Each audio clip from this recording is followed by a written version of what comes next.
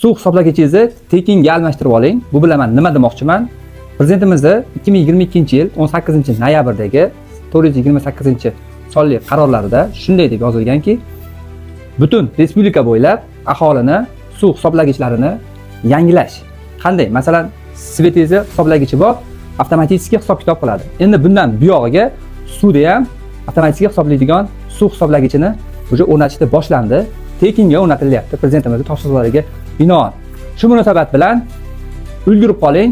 Hozirgi vaqt faqat Toshkent shahridagilarga o'rnatilyapti. Viloyatdagilarga esa navbat o'rnatiladi. Aynan Sergelida mas'ul xodim Davron aka, assalomu alaykum. Sizlar tomonidan prezidentimiz qarorlariga asosan hisoblagichlar o'rnatilyapti. Qayerlarga hozir o'rnatyapsiz? Qaysi tumanlarga? Hozir Sergeli tumani. Sergeli tumani. Olmazor tumani boshlanadi. Bundan keyin Olmazordagi. Olmazordagilar mana shu videoni tanishlaringizga yuborib qo'ying. Navbat o'sha Olmazor, Shayxontohur, Mirzo-Ulug'bek, xudo xolati mana shu Davron aka mas'ul xodimlar tomonidan sizlarga hisoblagich tekinga o'rnatiladi.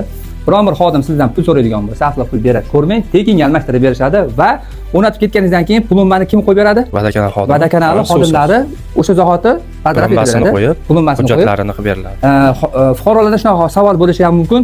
Hisoblagichda alishtirgandan keyin ularning hisob raqami o'zgaradimi, o'zgarmaydimi? O'zgarmaydi. Hisob raqami qoladi. O'sha hisob raqamingiz qoladi, faqatgina hisobdagichingizni yangi qilib berishadi, avtomatik o'zi hisob-kitob qilaveradi. Videoni qisqa qilamiz. Bularni telegramlarini pastda yozib qoldiraman.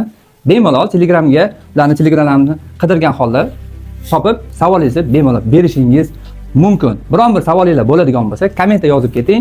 Iloji boricha Davron akaning o'zlari sizga javob berishga harakat qiladi. Bundan qiziq ma'lumotlarni berib boramiz. Davron aka, sizlarga ham kattakon rahmat, mehnatingizga rozi bo'linglar. Prezidentimizga ham alohida rahmat, aholini o'ylagan holda mana shunaqa tashkil ishlarni tashkillashtirganlariga. Salomat bo'linglar.